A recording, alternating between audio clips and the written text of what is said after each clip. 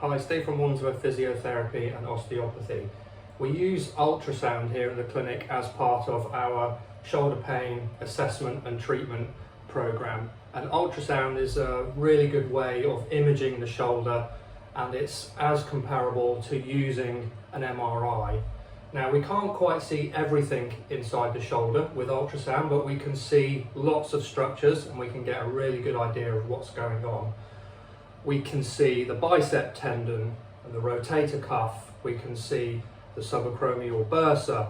We can see the joint on the top, the acromioclavicular joint, and we can see the tendons of the rotator cuff and the labrum, the joint at the back. Now, we can't see inside the shoulder joint itself or in this space called the subacromial space underneath the tip of the shoulder blade here, but we can see clues, and also combining that with our assessment and our physical assessment, we can get a clue as to whether there's other things going on. So we start the shoulder exam looking at the front of the shoulder, and we can locate the bicep tendon, which is the little dark circle in the middle of the screen. We can follow that down to the pec tendon and back up into what's called the rotator interval. So we're looking to see if that looks normal, if there's any thickening in that tendon, or if there's any fluid in the tendon sheath. Fluid in the tendon sheath could be tenosynovitis in the tendon itself, or it could be a swelling from the shoulder joint that's getting pushed down the bicep tendon. So you'll sometimes see that in rotator cuff tears or frozen shoulder. So then we can look at the bicep tendon in its longitudinal axis as well.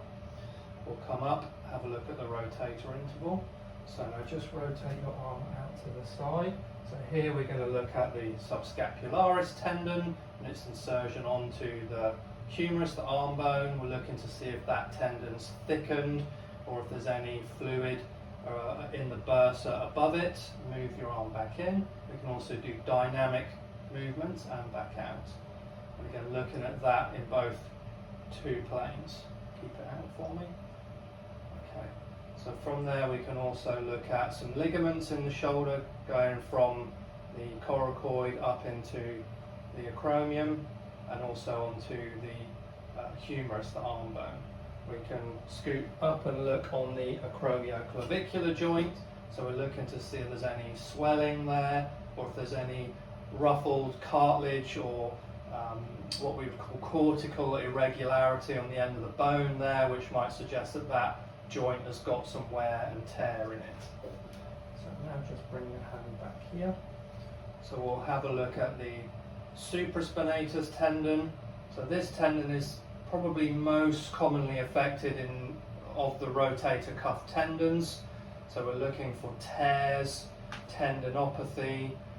So it looks nice bright tendon there. We're looking to see if there's any fluid in the bursa above it or any calcifications within the tendon itself.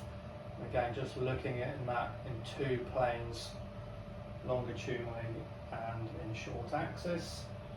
And then we'll come back to here, and then we'll have a look at the back of the joint. You can see the infraspinatus tendon. If you just move your arm out to the side again, see that moving nicely back in, and having a look at the back of the joint and the labrum just to see if there's any fluid accumulation or tendinopathy around that tendon. So if you're suffering from shoulder pain, booking a assessment and treatment using ultrasound scan where we can assess your shoulder, we can scan the shoulder, we can find out what the diagnosis is and get the right treatment for you.